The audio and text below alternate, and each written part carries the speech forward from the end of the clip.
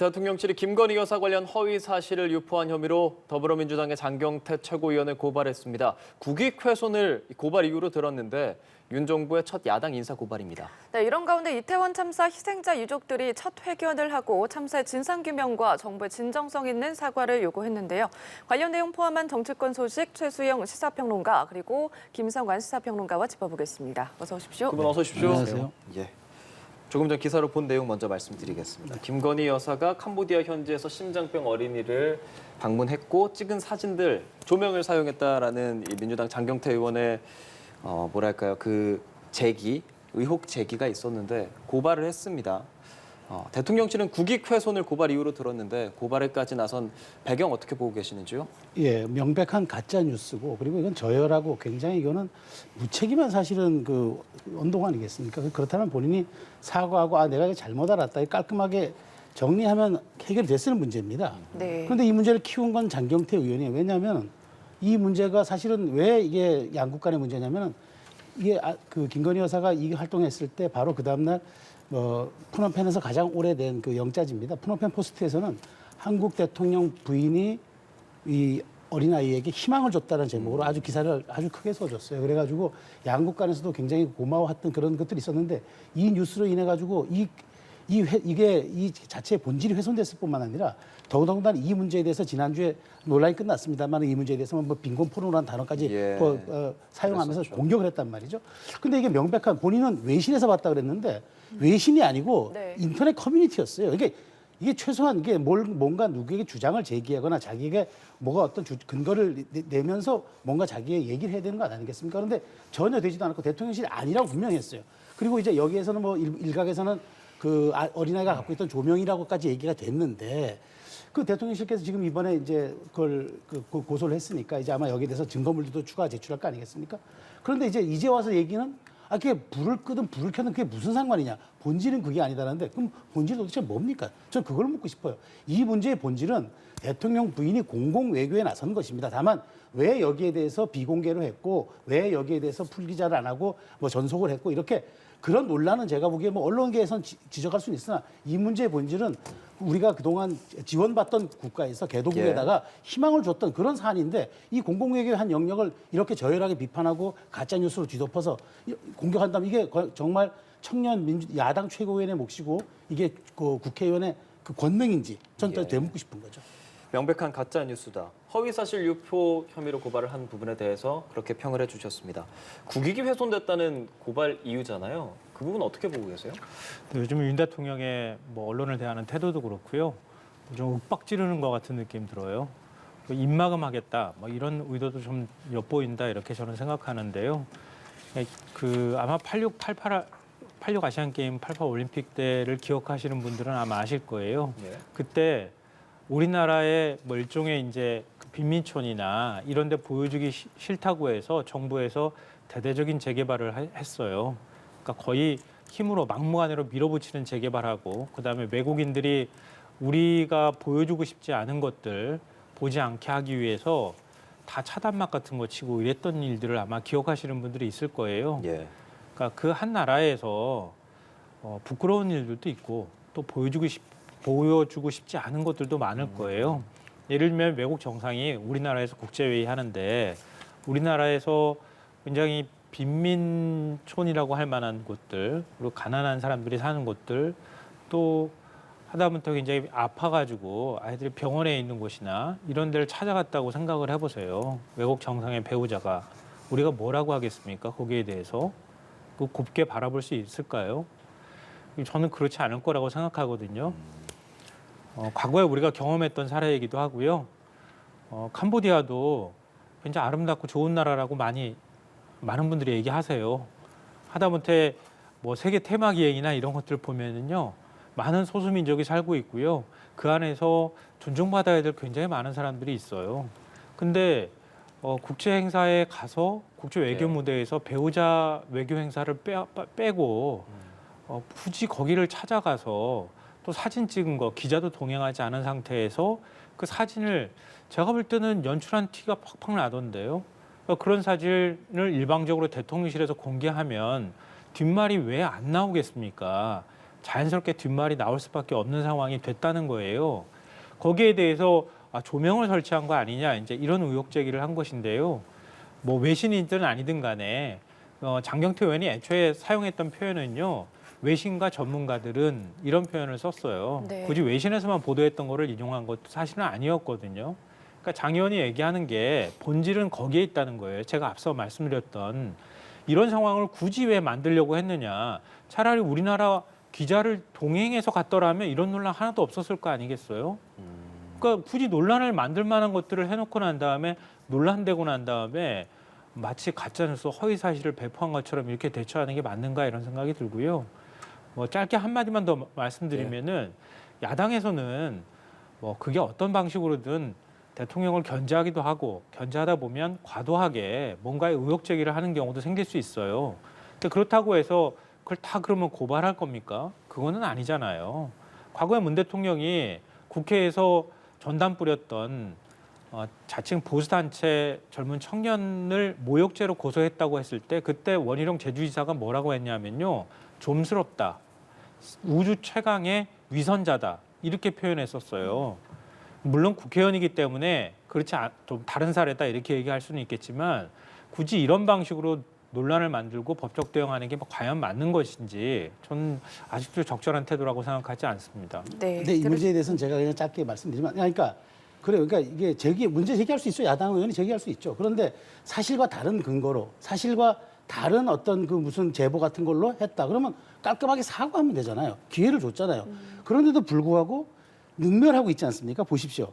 그게 뭐 기분 모욕죄 정도? 기분 나쁨죄 정도? 이게 논리입니까?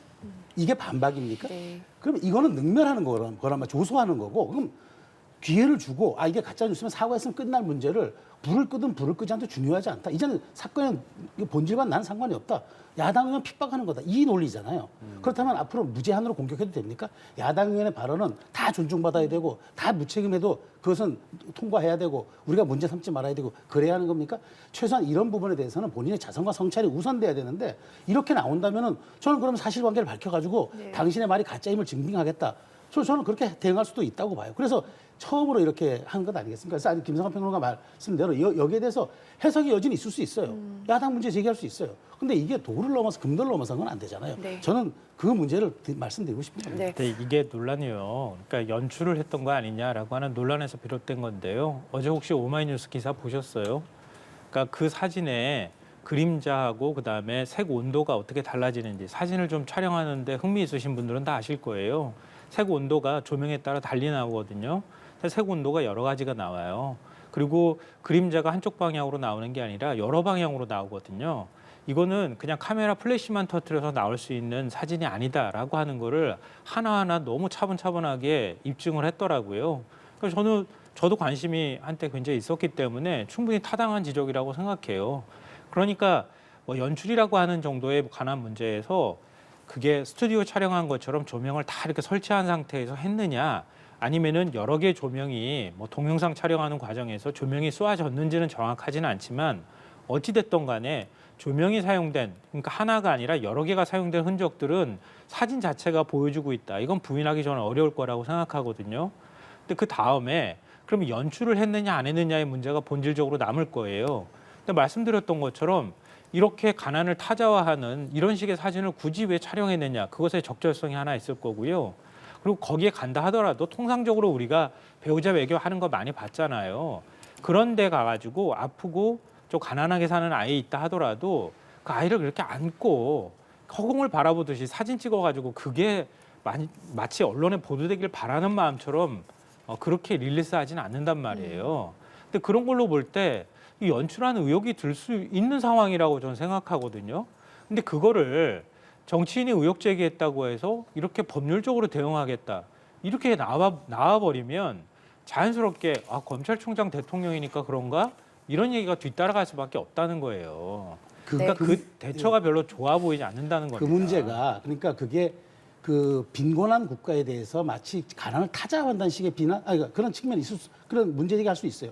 그렇지만 우리가 그동안 받았던 그런 우리가 그동안 어려운 나라로 받았던 것을 우리가 공공외교 차원에서 돌려주는 그야말로 그것이 소프트 파워에 대한 것이면 또 다른 측면에서 매우 존중되고 부각되고 있어요. 그러니까 해석의 영역이 있는 것, 그러니까 지엽적인 것, 그게 아니라고 분명히 얘기했고 그러면 그 카메라가 갈 때 그냥 카메라만 가는 건 아니지 않습니까? 자, 근데 거기에 지금 이 장경태 의원 얘기는 마치 스튜디오처럼 차려놓고 컨셉 촬영, 개념 촬영을 해가지고 이것을 영빈의 선전 홍보용으로 작성했다고 이렇게 얘기를 하는 거잖아요. 네. 명백한 가짜뉴스잖아요. 그러니까 이 점에 대해서 사과할 기회를 줬는데 왜 자꾸 여기에 대해서 논점에 대한 물타기를 하냐는 거죠. 저희 얘기는 깔끔하게 책임 있는 정치인하면 사과하고 그다음에 이것이 내가 잘못 알았다면 될 문제를 확산시키면서 마치 대통령실을 끌고 들어가는 듯한 이런 모습들은 저는 야당의 책임 있는 최고위원이 할 행동이 아니라고 생각합니다. 예, 알겠습니다.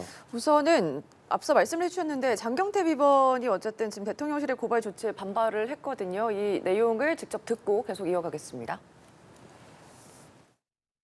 불을 켜고 도둑질했든 불을 끄고 도둑질했든 뭐 처리할 생각이 없고요. 허위사실 유포한 건 없는데 뭐 일단 기분 모욕죄 정도 기분 나쁨죄는 될 수 있는데 카메라 기종도 좀 알고 싶고요. 거기 수행원이 몇 명인지도 알고 싶고 카메라 핀 조명 사용했는지도 알고 싶고요. 그리고 그게 있고 없고는 사실 중요한 문제는 아니었다고 봐요. 촬영을 한 것 자체가 사실 부적절한 행동이죠. 외교 결례이고 아동인권을 어찌되었건 침해한 사례라고 생각합니다. 네, 입장을 지금 듣고 오셨습니다. 어쨌든 지금 장경태 의원은 허위사실 유포를 안 했다. 그리고 대통령실 카메라 수행원 조명 여부를 밝혀라 이런 입장이고요. 이와 관련해서 지금 민주당은 대통령실의 고발을 황당하고 뻔뻔하다 철회를 요구하고 있고 그리고 국민의힘은 앞서 말씀을 해주셨지만 대국민 사과를 요구하고 있는 상황입니다. 어떻게 좀 정리가 되어야 될까요? 저는 뭐 장 의원이 깔끔하게 사과하고 했으면 깔끔하게 사과하면 대통령실도 이 문제에 대해서는 그냥 넘어갈 수 있을 거라고 봐요. 그런데 저런 태도로 그러니까 능멸하는 조소하는 듯한 태도로 한다 그러면은 이거는 뭐 대통령 영부인에 관련된 문제가 아니라 이 국가의 어떤 그 공공 외교 이른바 좀 소프트웨어 파워적인 그런 측면을 바라보는 전 야당 의원의 어떤 몰이해와 그런 몰지성에 저는 기인됐다고 보기 때문에 이 문제를 야당에서 제기할 때는 조금 더 품격 있게 제기했으면 좋겠어요. 그런데 여기에 대해서 저렇게 말하자면 본인의 말이 허위로 드러났음에도 불구하고 그게 뭐가 논점이 중요하냐 본질은 그게 아니라는 식으로 물타기를 하거나 논점 흐리기를 하면서 저렇게 하는 건 전 책임 있는 모습이 아니라고 보고요. 그러니까 저도 고소고발이 좋다고 생각하지는 않습니다. 그렇지만 저런 태도로 일관한다 그러면 저기 상응하는 책임을 좀 물어야 되지 않겠습니까? 저는 이 부분에는 명확히 하고 싶습니다. 예. 과거에요. 나경원 전 의원이 원내대표 시절에 국회 교수단체 연설을 했거든요. 문재인 대통령 향해서 김정은 수석 대변인이라 그랬어요. 그 사과했습니까? 안 했잖아요. 그러니까 야당 의원들이 좀 자극적인 표현을 사용하기도 하고 때론 국회에서는 뭐 우리 이거 바른 모습은 아니지만 몸싸움을 하기도 하고 이런 모습을 종종 봐왔어요. 그러니까 그럴 때마다 그걸 응징하겠다. 법적 처벌을 묻겠다 이렇게 하기 시작하면 정치가 어떤 모양이 되겠습니까? 그러니까 제가 앞서도 말씀드렸던 것처럼 대처의 적절성에 관한 문제예요. 예를 들면 윤석열 대통령이 MBC 보도에 대해서 불편함을 느낄 수는 있을 거예요. 뭐 대통령 하다 보면은 얼마나 많은 불편한 기사들을 접할 수 있겠습니까? 그럼 그런 기사 접할 때마다 그 똑바로 바로잡으라고 그렇게 해서 바로 안 잡으면 그러면은 뭐 전용기 타지도 말라고 하고 그 다음에 세무조사도 하고 뭐 이런 식으로 대처할 겁니까? 그건 아니잖아요. 그러니까 국회의원이 주장하면요. 대통령실에서 그 주장을 반박하면 되는 거예요. 그러면 그 주장을 반박하는 내용들을 국민들이 보고 아 이거 사실과 다른 걸 얘기했네. 그러면 야당 의원한테 비난이 쏟아지는 거예요. 그런 방식으로 소화가 되어야지. 그래서 여론이 만들어지는 거지. 아 야당 의원이 우리가 아니라고 했는데 말 안 듣네. 그러면은 이거 법적 처벌해야 돼. 이렇게 나간다는 거예요. 지금 나오는 모양이. 언제까지 이럴 거예요? 그러면 앞으로도 계속 이럴 겁니까? 야당 의원이 뭔가 얘기를 했는데 대통령실이 그거 아닙니다. 이렇게 설명해 줬는데 아니 그거에 대해서 인정 안 하고 계속 맞습니다. 이렇게 얘기를 하면 아 이거 안 되겠네. 그리고 야당 의원 처벌해야 되겠다. 그러면서 검찰이나 경찰한테 수사 맡기고 그리고 재판부 법원으로 가져가 가지고 거기서 처벌하고 이런 방식으로 정치하면 이게 공포 정치지 뭐겠어요. 이렇게 가버리면 정치의 영역이 어디 있습니까? 정치에 사법화시키는 것밖에 결론이 안 나오는 거지. 이런 방식으로 대처하다 보면 결국은 야당하고 계속 척져서 대통령이 혼자서 정치하겠다는 얘기로밖에 안 보인다는 겁니다. 예, 알겠습니다. 이 부분에 대해서는 여기까지 말씀 나눠보고요. 지금 가장 뜨거운 화제 중에 하나인 이태원 참사 국정조사 이야기를 좀 해보겠습니다. 오늘 오전 9시에 국민의힘에서 의원총회를 열고 관련된 입장을 밝히겠다고 했는데 결과가 나왔습니다. 어떤 내용이냐면 예산안 처리를 하고 이태원 국정조사를 하겠다라고 국민의힘 주호영 원내대표가 결론을 냈거든요. 네. 사실 이 부분에 대해서 입장 차가 워낙에 팽배한 상황에서 주호영 원내대표가 관련돼서 조금 이제 기조를 바꾸는 듯한 모습도 있었고 그리고 나서 의원총회에서 왜냐하면 지난번에 이제 뭐 중진 의원총회 네. 있었을 때는 반대하는 입장이 계속 있었으니까 이번엔 어떻게 나올까 싶었는데 의원총회에서도 어느 정도는 그렇게 하자라는 결론이 난 상황이거든요. 네. 이 결론에 대해서 어떻게 생각하십니까? 저는 두 가지 측면이 있다고 봅니다. 그러니까 책임 있는 여당, 그다음에 모든 국정에 대한 무한 책임을 진 여당으로서 일단 예산은 중요하지 않습니까? 그래서 예산은 중요하니까 더더군다나 지금 그 이 예산안은 윤석열 정부 들어서 첫 예산안이고 이제 그래서 그런 점에서 이 예산안이 표류되거나 이게 해가지고 예. 내년에 준예산으로 편성되는 이런 일을 막아야 되겠다는 아마 그런 국민의힘 의원들 내부에 어떤 그런 그 공론화가 있었던 것 같아요. 그래서 예. 제가 알기로는 원내대표단에게 위임하겠다 협상을 그렇습니다. 위임하겠다 하면서 이제 하는 얘기가 최소한 예산안 통과하고 그다음에 이제 국정조사를 하긴 하되 예. 다만 이제 뭐 거기 안에 범위와 그다음에 어떤 그 방향 이런 점에 대해서 다시 한번 이제 협상을 해가지고 좀 그 마련을 달라. 네. 원내대표단이 위임받아서 협상하되 협상에서 많이 양보하지는 말라는 말아달라. 주문이 그러니까 있었다. 뭐 그거는 제가 보기에 뭐 국민의힘 내부 의원들이 당연히 할 수 있는 주문이죠. 예, 예. 원내대표단이 최소한 우리 당의 어떤 여러 가지 입장과 스탠스들을 잘 이해해서 야당과 협상해달라는 그런 주문 당연히 해야 되는 거죠. 근데 어쨌든 저는 매우 진일보한 거라고 봅니다. 왜냐하면 이 경찰 조사 결과 발표 후 미진한 점이 있으면 국정조사라는 기류에서 완전히 이거 예산안을 통과시킨 다음에 국정조사를 하자고 이제 이렇게 합의한 거잖아요. 민주당 박홍근 대표도 굉장히 어저께 이 제안에 대해서 아주 진일보한 제안이고 받아들일 수 있겠다는 그런 얘기를 하지 않았습니까? 그렇기 때문에 저는 이렇다면 이제 내일로 예정된 이제 24일에서 원래 야3당이 이제 이것을 처리하겠다고 한 국조계획서가 있는데 네. 뭐 그렇다면 이제 여당이 하겠다고 했으니까 그렇다면 이제 여기에 대해서 그 국정조사의 목표, 범위 이런 것들을 다시 좀 협상을 해야 되겠죠. 그래가지고 다시 본회의 날짜를 잡아가지고 통과시키면 될 것 같고요. 예산안이 원래 처리 시한이 12월 2일입니다. 예. 그러니까 이게 멀리 남은 날짜가 아닙니다. 얼마 그래서 남지 않았죠. 한 2주 정도 이제 물론 12월 2일 딱 법정 시한을 지키긴 어렵다고 본다면은 남은 한 2주 정도 여야가 부지런히 좀 협상을 해가지고 예산안에 대해서 지금 뭐 여러 가지 논란이 많아요. 지금 뭐 대통령실 예산을 삭감하느니 예. 윤석열 표 예산을 삭감하느니 이런 얘기도 있는데 어떤 조율을 해가지고 한다 그러면 저는 국정조사, 저는 그렇게 생각합니다. 우리 국정조사의 목표가 사실 그런 거 아닙니까? 국가안전 시스템의 허점을 뭐가 있는지 살펴가지고 제도적 보완책은 또 뭘 할 건지 보고 필요하다면 입법으로 뒷받침하겠다. 이게 저는 국정조사의 본질이라고 생각해요. 누구를 벌주고자, 누구를 징계하고자 하는 게 아니니까. 그렇다면 여기에 목표에 걸맞게 여야가 잘 협상해서 국정조사의 범위 목표 이런 것들을 잘 마무리하면 되지 않을까 싶습니다. 그런데 이게 보면 주호영 원내대표가 예산안 처리를 먼저 하고 국정조사 하자는 제안을 내놓고 네. 민주당에서는 역제안이라고 해야 할까요? 이걸 국정조사 계획서를 채택하고 나서 준비 기간에 예산안을 처리하자라는 입장을 이제 박홍근 원내대표가 밝혔는데 지금 주호영 원내대표가 이번에 내놓은 이거는 사실 첫 번째 그 제안과 크게 다르지 않은 상황이라 민주당 입장에서도 지금 이렇게 의원총회에서 국민의힘에서 낸 입장이 충분히 좀 받아들일 수 있겠습니까? 그러니까 원래 내일 본회의에서 처리할 예정이었었잖아요. 그러니까 그 입장에는 일단은 변함이 없을 것이다 이렇게 생각하고요. 다만 이제 주호영 원내대표가 협상을 할 여지를 지금 당내 의원들이 준 거잖아요. 예. 이 점은 좀 긍정적으로 평가할 부분이 있다고 생각해요. 왜냐하면 국정조사를 그동안에는 하느냐 마느냐만 가지고 얘기를 했거든요. 그렇죠. 근데 좀 더 세부적인 내용에 있어서 협상할 여지를 줬다. 이런 점에 대해서는 민주당하고 뭔가 협상 테이블에 앉을 만한 여지를 준 거잖아요. 그러니까 그런 점에서는 사실은 지금 이태원 참사 같은 이런 끔찍한 재난이 발생했는데 그 재난에 대해서 정치권이 아무것도 하지 않는다라고 하는 국민적 따가운 시선이나 눈총들이 있는 상황에서 그나마 그런 태도를 보일 수 있다고 하는 것은 다행이다라고 보이는데 좀 걱정되는 거는 그거예요.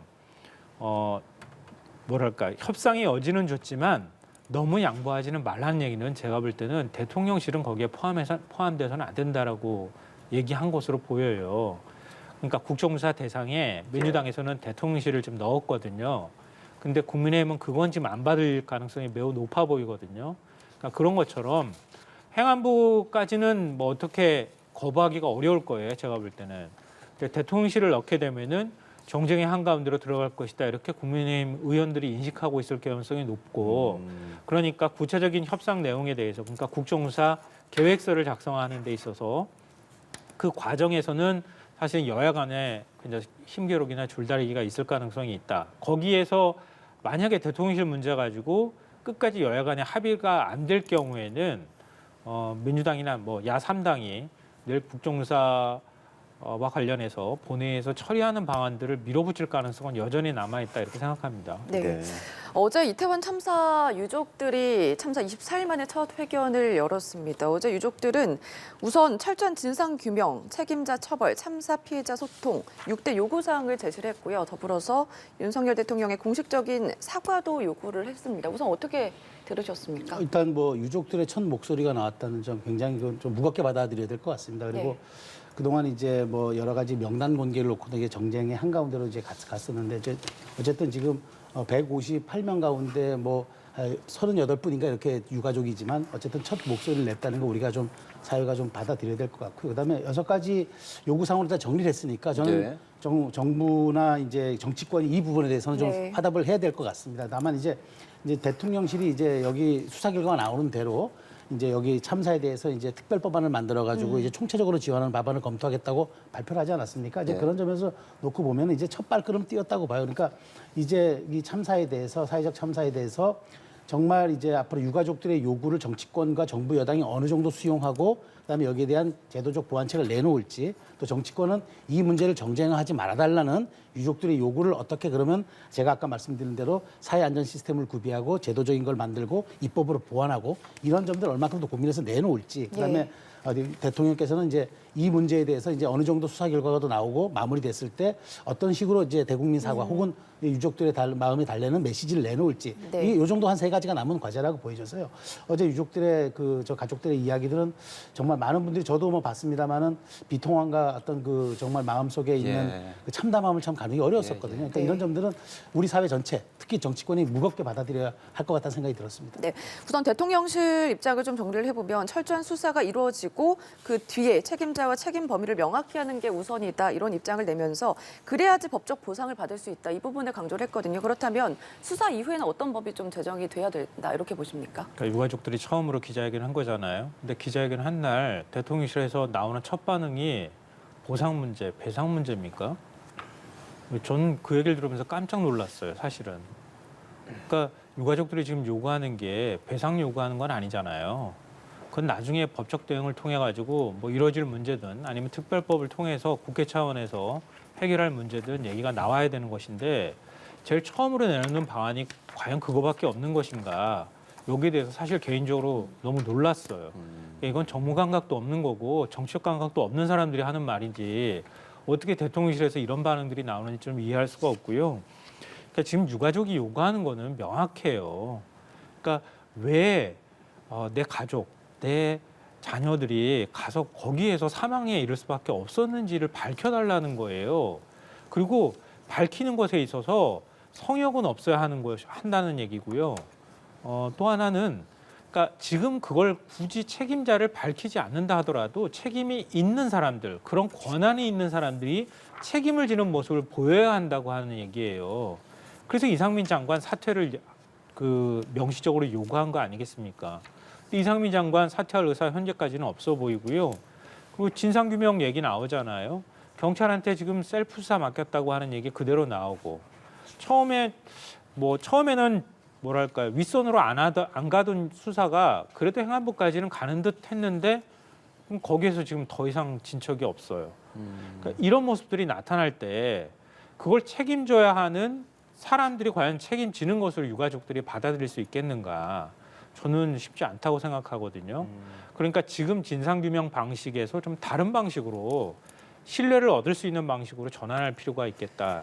이렇게 생각합니다. 예. 네. 그러니까 뭐 제가 그 첨언 드리면 그러니까 대통령실의 반응에 대해서 저는 이렇게 봅니다. 그러니까 대통령의 말씀은 유족들의 저 기자회견에 대해 응답한 게 아니라 우리 정부가 그러니까 말하자면 행정적으로 할 수 있는 것들이 일단 마련돼야 보상을 할 수 있다는 행정에 대한 이야기를 한 것이고 제가 네. 보기에는 지금 말씀드린 대로 책임자에 대한 문제, 그다음에 저 대통령실이 앞으로 나가야 될 여기서 이 제도적으로 뭘 최종적으로 보완해야 될 문제 이런 문제들은 남은 과제들이기 때문에 네. 저는 이제 시작이 됐다고 봐요. 그래서 이제 이게 뭐 이 유족들이 한 게 대한 첫 반응으로 뭐 이게 이제 특별법안 그걸 내놓았다라고 이제 보는 것은 조금 너무 이제 그거는 정부의 기능 중에 한 축을 얘기하는 건데 그것으로 어떤 해석의 전부를 좀 다는 거는 조금 그건 과도한 해석인 것 같다는 생각이 평론가 듭니다. 그러면 행정에 대한 얘기를 먼저 네. 한 거다라고 하셨어요. 6대 요구 사항을 제시했잖아요. 네. 그중에 공식적인 진정한 사과라고 네. 표현을 했죠. 그렇다면 뭐 대통령실에서 관련된 사과 입장을 좀 표현하겠습니까? 저는 해야 된다고 보시는 저는 그렇죠. 저는 이제 이 문제가 수사 결과가 나오고 그다음에 어느 정도 정리가 되고 특별법안도 얘기가 됐을 때 제가 아까 좀 모두 조금 전에 말씀드렸지만 대통령의 최종적인 메시지가 나와야 됩니다. 그게 저는 사과의 형태로든 아니면 대국민 전원의 형태로든 어찌됐건 유족들의 마음도 위무하고 국민들에게 다시는 재발 방지가 안 되겠다는 국가 최고 책임자로서 약속도 드리고 이런 총체적인 사과, 그다음 총체적인 약속 이런 것들이 나오지 않는다면 저는 그게 오히려 좀 이상한 것이라고 보고요. 예. 이 점에 대해서는 저는 뭐 당연히 뭐 대통령실이나 여당도 책임 있는 뭐 당연히 국정 주체로서 고민하고 있을 거라고 생각합니다. 네. 자꾸 책임을 회피하려고 하는 모습처럼 비치기 때문에 국민들의 신뢰를 못 받는 거예요. 제가 볼 때는 유족들이 지금 참사가 일어난 지 3주가 훨씬 지났어요. 근데 유족들의 의견을 청취하는 모습을 보인 적이 있습니까? 현 정부가. 유족들이 한 자리에 모인 그 공간도 없었고요. 그럴 기회도 만들지도 아니 않았어요. 국민의힘 여당이 먼저 만나긴 했었어요. 네. 예, 뭐 네, 일부분도 그것도 뭐 며칠 전 얘기고요. 며칠 전 얘기죠. 그러니까 도대체 뭘 얘기를 하고 싶어 하는지 그리고 그 유족들을 어떻게 위로해야 될지에 대해서 별로 고민하는 흔적이 잘 안 보인다는 거예요. 공무원 1대1 뭐 매칭을 한다 이렇게 얘기하지만 그 공무원도 제대로 못 만났다고 하는 유족들도 어제 얘기를 하더라고요. 그러니까 그런 방식처럼 유족들이 한 목소리를 내게 되면 뭔가 불편한 일이 생기지 않을까라고 자꾸 걱정하는 듯한 자꾸 피해가는 듯한 모습을 보인다는 거예요. 저는 어제 기자회견하는 모습을 보면서요. 아 그렇게 한다고 해서 이게 될 문제가 아닌데 왜 자꾸 이렇게 가나 이런 생각을 제일 먼저 했어요. 앞으로 제가 볼 때는 유족들은 더 많은 유족이 모여서 얘기를 할 거예요. 뭐 얘기 나오는 것처럼 국가 배상의 문제가 얘기 나온다 하더라도 더 많은 유족이 모여서 얘기를 할 거예요.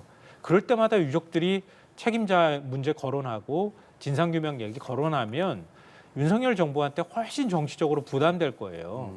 그러니까 그걸 피한다고 해서 피할 수 있는 게 아니라면 그러면은 그걸 오히려 적극적으로 해결하는 자세를 보여야 되는데 지금 보이는 태도는 그거예요. 아, 수사 결과 나오고 난 다음에 그 다음에 우리가 어떤 대처를 할지 결정하겠습니다. 이런 식의 태도라는 거예요. 근데 어떻게 정부라고 하는 게 행정 기능만 있습니까? 그 위에 최고의 정치의 기능이라는 게 있는 건데 그 정치의 기능에서 뭔가의 판단을 전혀 안 하려고 하는 거잖아요. 그러니까 그런 모습들이 유족들한테 더 많은 상처를 주고 불신으로 남게 되면 앞으로는 유족들이 더 이상 기대하지 못하는 상황으로 가게 될 것이다. 그 점이 저는 훨씬 더 우려스럽습니다. 네, 알겠습니다. 이 내용도 한번 짚어보겠습니다. 대장동 사건과 관련해서 지금 남욱 변호사의 추가 폭로가 계속 나오고 있는데 검찰이 이재명 대표의 수사 필요성에 대해서 처음으로 언급을 했습니다. 우선 검찰 쪽에서는 이 대표의 관련성을 조사한 거다. 직접 조사는 아니다. 이 부분을 강조를 했거든요. 뭐 직접 조사가 아니라면은 뭐 서면 조사할 수도 있고 여러 가지 방법은 있겠죠. 근데 저는 당연히 해야 된다고 봅니다.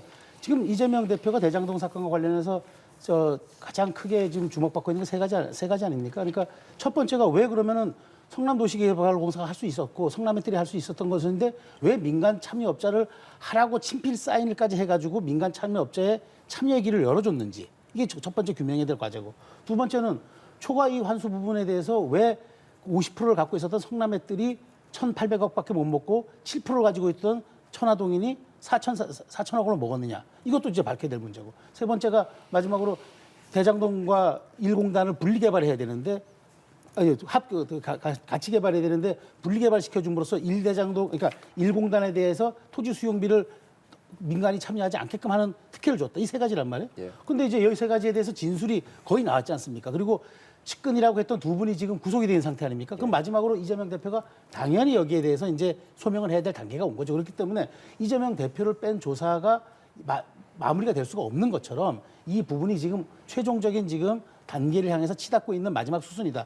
이재명 대표의 저는 연내 조사도 있겠지만 이 조사가 속도가 빨라진다면 연내 소환도 이제 불러서 조사할 수 있는 그런 검찰의 소환도 아마 연내도 이루어지지 않을까 이 예측을 조심스럽게 합니다. 네, 이재명 대표에 대해서 검찰 쪽에서도 처음 이제 얘기를 꺼냈는데 민주당 내부에서도 좀 파장이 클 것 같거든요. 소환 조사에 대한 얘기도 해주셨는데 어떻게 보셨습니까? 그러니까 당연히 해야 되는 것처럼 수사를 몰고 가고 있으면서 뭘 소환 조사 지금 할 것처럼 얘기하는 것도 굉장히 좀 우습다는 생각이 드는데요. 그러니까 이런 거잖아요. 남욱 변호사가 나와서 막 폭로를 했다고 지금 얘기를 하고 있잖아요. 예. 뭐 2014년에 사실은 유동규 씨한테 주는 그 돈이 결국은 형제들이라는 사람한테 그때 건네준 것이다. 그리고 2014년에 재선 때 그때도 정치 자금을 건넸다. 뭐 이런 얘기들 줄줄이 막 얘기를 하고 예. 있잖아요. 근데 얘기하고 난 다음에 검찰이 마치 이거 새로운 사실인 것처럼 반응하고 그리고 난 다음에 그러면은 이재명 대표를 수사해야겠네 이렇게 얘기하는 게 얼마나 우스워 보여요. 그러면은 그 전에 유동규 씨나 아니면 남욱 변호사도 역시 마찬가지인데요. 그러면 검찰은 보통 이제 뇌물 사건에서 돈을 쫓아야 된다고 얘기하잖아요. 그럼 돈을 안 쫓았다는 얘기잖아요. 그렇지 않습니까? 이 사람들 계좌 다 탈탈 털었을 거고요. 그 돈이 어디로 빠져나갔는지 다 조사했을 텐데. 근데 그 돈이 어디 갔는지 그동안에 제대로 파악하지 못했다는 얘기가 되는 거잖아요. 그러니까 진술에 의존하고 있었던 수사였다. 근데 결국 남욱 변호사가 뭔가 폭로를 내놓으니까 이제 이재명 대표를 수사해야 되겠네라고 말하는 것도 굉장히 우습다. 이런 생각이 들고요. 저는 개인적으로 이건 개인적인 생각입니다만 남욱 변호사 전 신뢰하지 않습니다. 왜냐하면요. 남욱 변호사가 얘기하는 것처럼 지금 그 석방된 후에 발언하는 것들을 보면은요. 네. 그러니까 유동규 씨한테 그동안에 건네갔다고 하는 그러니까 유동규 씨 공소장에도 기록돼 있는데요. 2014년에 뭐 강남의 룸사롱이다. 뭐 분당의 일식집에서 돈 줬다고 하는 거 그것도 또한 다 정치 자금으로 건너갔다는 거잖아요. 3억 5,200만 원도.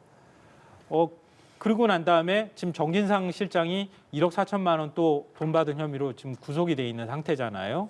네. 근데 그 시기가 다 거의 비슷비슷한 시기예요. 근데 굉장히 우스운 게 뭐냐면은 2014년에 그 이전에 대장동 사업과 관련해서 경찰이 이미 수사에 들어가 있는 상황이었어요. 그래서 이강길 전 C7 대표라고 하는 인물이 남욱 변호사한테 돈을 수억 원을 줘서 그래서 남욱 변호사가 변호사법 위반 혐의로 2015년 6월에 구속이 돼요. 2014년에 한창 경찰이 수사하고 있는 와중에 구속영장 신청하면은 검찰이 계속 반려했어요. 그래서 제대로 수사도 잘 못했어요. 근데 수사가 한창 경찰이 진행 중인 상황이라는 걸 저는 몰랐을 리 없다고 생각하거든요. 근데 그런 상황에서 돈 다 줬다고 지금 얘기하잖아요. 근데 구속도 됐던 사람이기도 하고 정치권 로비 의혹을 받았던 사람이고 이랬던 사람이 다시 지금 와가지고 마치 본인이 억울한 사람인 것처럼 얘기하면서 그게 진실하다고 믿어달라고 얘기하는 게 저는 그게 진실한 얘기로 잘 안 들려요. 그러니까 저도 짧게 말씀드리면 예. 이제 그 첫 번째 뭐 돈의 흐름 계좌 추적 이거 뇌물 사건이 있어서요. 뇌물이 현금입니다. 뇌물 누가 계좌로 줍니까? 그러니까 그 돈의 흐름을 주고받을 수 있는 거는 진술밖에 없다. 다만 남욱 변호사의 진술을 얼마큼 믿느냐 이거는 검찰이 이제 그 흐름에 대해서 줬다는 진술에 대해서 일치하는 증거를 이제 찾아내면 될 것 같고요. 두 번째 지금 이재명 그 당대표에 대해서 이재명 대표가 얼마 전 어젠가요? 그 본인이 지금 그 돌아가신 김문기 전 그 처장을 알았다 몰랐다 사건으로 해서 지금 그 허위사실 공표로 지금 재판 중인 거 있잖아요.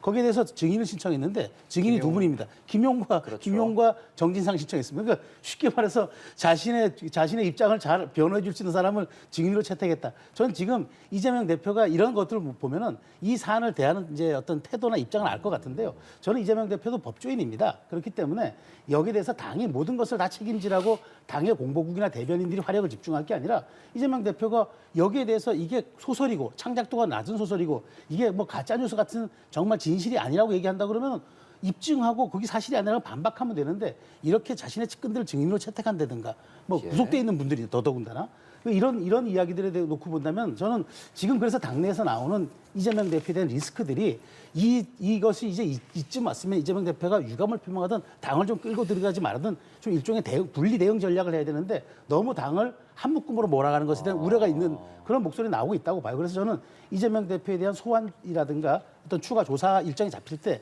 이 문제가 당 내부에서 상당한 리스크로 불거질 거고 지금 저는 균열점이 시작이 오고 있다라고 저는 분석합니다. 그렇다면 이제 김만배 씨도 이제 출소하고 우리가 좀 폭로전이라고 얘기하는 이런 계속된 증언들이 나오는 상황에서 조금 더 말씀해 주신 것처럼 민주당내에서 나오는 뭐 유감 표명이라든지 뭐 조응천 의원이 내놓고 그런 부분들 민주당 내에서 어느 정도 좀 혼란으로 가중될 수 있지 않을까 이런 생각도 들거든요. 그러니까 민주당 내부에서 고민이 깊을 거예요. 제가 예. 볼 때는. 그리고 이재명 대표가 직접 어떤 방식으로든 검찰 수사가 부당하다 하더라도 측근이 만약에 이렇게 연루가 돼서 구속됐다고 하면 거기에 대한 입장 표명을 할 필요는 있겠다. 예. 그리고 검찰 수사가 부당하다고 하면 그 부당함에 맞서서 싸우겠다 정도까지는 얘기해야 되는 거 아니냐. 이제 이런 목소리도 충분히 나올 수 있는 상황이다라고 생각하는데요. 네. 다만 이제 말씀하셨던 것처럼 국민의힘이 오히려 그런 목소리를 저는 막고 있다고 생각해요. 왜냐하면 지금까지 그 윤석열 대통령이 집권 후 6개월 동안에 어떤 지지율이 바닥을 보이는 거라든가 아니면 국민의힘 내분 때문에 굉장히 혼란스러웠던 상황을 감안해 보면 내후년 4월 총선이 있을 거라고 생각하면 결국 민주당을 어떤 방식으로든 쪼개게 하려고 하는 거 아니냐. 당내 분란을 만들기 위해서 이재명 대표를 겨냥한 수사를 하는 거 아니냐라고 하는 의심을 민주당 의원들은 아마 다 하고 있을 거예요. 근데 이런 상황에서 이재명 대표를 향해서 뭔가 다른 목소리를 적극적으로 내면 오히려 국민의힘과 윤석열 정부를 도와주는 꼴이 되잖아요. 그러니까 의원들이 뭔가를 얘기해서 이재명 대표가 뭔가를 국민들께 메시지를 내거나 얘기를 하려고 해도 그 메시지를 제대로 목소리를 내기가 어려운 상황이라는 거예요. 이걸 오히려 지금 국민의힘이 바라고는 있지만 그 바람대로 맞춰주면 안 되겠다고 하는 생각들이 있는 것 아닐까 그렇게 생각하거든요. 그러니까 이재명 대표 입장에서도 정책으로 상당히 부담되는 상황인 것만은 틀림이 없기 때문에 앞으로 검찰 상황 좀 지켜봐야 될 것 같다는 생각 들고요. 내일 김만배 씨가 석방이 된다고 하잖아요. 예. 네. 김만배 씨 석방되면 뭐 천화동인 1호 700억 그거 다 김만배 씨 내 거라 그랬는데 그 3자 약정해가지고 428억은 뭐 이재명 대표나 뭐 지금 그 측근들이 예, 예. 몫으로 가져간다고 얘기하는데 김만배 씨 입장에서는 자기 돈 428억을 날리게 생겼잖아요. 어떻게 보면 과연 그동안에 부인했던 태도를 계속 일관되게 부인할 것인지 지금 다 전원이라고 얘기하면서 김만배 씨로 다 지금 혐의를 몰고 있는 상황인 것 같은데 그 부분에 대해서 어떤 발언을 내놓을지 좀 내일 한번 지켜봐야 될 것 같습니다. 네, 알겠습니다. 정치권 이슈 여기까지 짚어보겠습니다. 최수영 시사평론가, 김성관 시사평론가와 함께했습니다. 고맙습니다. 두 분 고맙습니다.